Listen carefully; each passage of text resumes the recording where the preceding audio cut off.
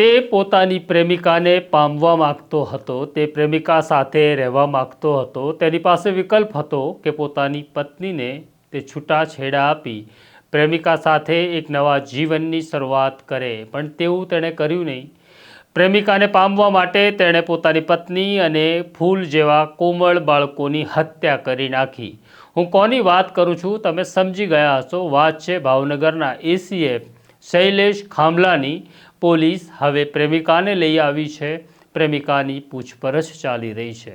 વૈષ્ણવજન તો તેને કહીએ જે પીડ પરાઈ જાનાને રે। નમસ્કાર, નવજીવન ન્યૂઝમાં તમારું સ્વાગત છે અને હું છું તમારો પ્રશાંત દયાળ। વાત કરવી છે ભાવનગરમાં એસીએફ તરીકે ફરજ બજાવતા શૈલેષ ખામલાની।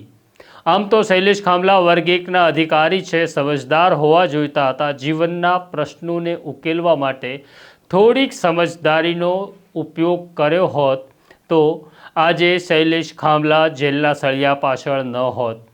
ઘટના એવી છે કે શૈલેષ ખામલાએ પોતાની પત્ની નૈના, દીકરા ભવ્ય અને દીકરી પૃથાની હત્યા કરી નાખી અને લાશને દફનાવી દીધી અને પછી દાવો કર્યો, દેખાવ કર્યો, ડોળ કર્યો કે મારી પત્ની અને બાળકો ગુમ થઈ ગયા છે।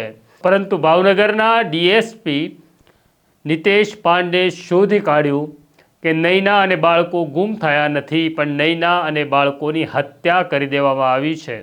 હત્યા કેસમાં પકડાયેલા શૈલેષ ખામલા અત્યારે 7 દિવસના પોલીસ રિમાન્ડ ઉપર છે। પોલીસને પ્રશ્ન એવો હતો કે શૈલેષ અને નૈના વચ્ચે કંકાસ ચાલી રહ્યો હતો, એટલે શક્ય છે કે શૈલેષે ગુસ્સામાં આવી પોતાની પત્નીની હત્યા કરી હશે। પણ બાળકોને કેમ માર્યા તે પ્રશ્નનો ઉત્તર પોલીસ શોધી રહી હતી, પણ શૈલેષ મગનું નામ મરી પાડવા તૈયાર નહોતો। બીજી તરફ શૈલેષે જે કૃત્ય કર્યું તેના કારણે માલધારી સમાજ નારાજ થયો, ઉશ્કેરાયો અને શૈલેષને ફાંસી આપો તેવી કોર્ટમાં માગણી કરી। બીજી તરફ સુરતની અંદર એક રેલી નીકળે છે અને ખાટકી શૈલેષને ફાંસીએ ચડાવો એવા બેનર સાથે લોકો રસ્તા ઉપર ઉતરી આવ્યા। પણ આ મામલાની તપાસ કરી રહેલી ભાવનગર પોલીસ જે અનુત્તર છે એવા પ્રશ્નોને શોધી રહી હતી। આ દરમિયાન એક મહત્વની કડી પોલીસને હાથ એવી લાગી કે શૈલેષ ખામલા વન વિભાગમાં જ ફરજ બજાવતી એક કર્મચારી સાથે છેલ્લા 4 વર્ષથી પ્રેમમાં હતો। ભાવનગર પોલીસે આ મહિલાને શોધી કાઢી અને મહિલાને અત્યારે ભાવનગર પોલીસ પૂછપરછ કરી રહી છે। મહિલાએ અને શૈલેષ ખામલાએ કબૂલ કર્યું કે છેલ્લા ઘણા વર્ષોથી તેઓ એકબીજાના પ્રેમમાં હતા અને આ પ્રેમને પામવા માટે શૈલેષ ખામલાએ પોતાના પરિવારની આહુતિ આપી દીધી।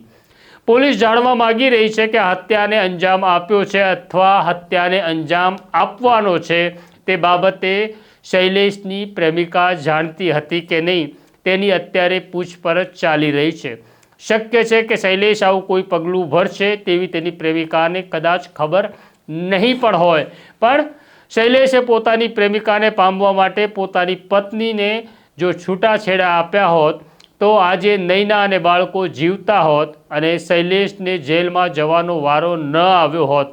પણ આજે સ્થિતિ બગડી ગઈ છે। શૈલેષ જેલમાં છે, પરિવાર નેસ્ત નાબૂદ થઈ ગયો છે અને લોકો શૈલેષ ઉપર ફિટકાર વરસાવી રહ્યા છે। હાલમાં ભાવનગર પોલીસ શૈલેષની આ પ્રેમિકા જે વન વિભાગમાં જ ફરજ બજાવે છે તેની પૂછપરછ કરી રહી છે અને જાણવા માગી રહી છે કે આ હત્યાકાંડને અંજામ આપતી વખતે શૈલેષે અન્ય કોઈની મદદ લીધી હતી કે પછી એકલા હાથે તેણે હત્યા કરી અને લાશોને તેણે દફનાવી દીધી હતી કે નહીં। હજી આ ઘટનાના અનેક પડળો ખુલવાના બાકી છે। જેમ જેમ તપાસ આગળ વધશે તેમ તેમ અમે તમને આખી ઘટનાથી માહિતગાર કરાવતા રહીશું।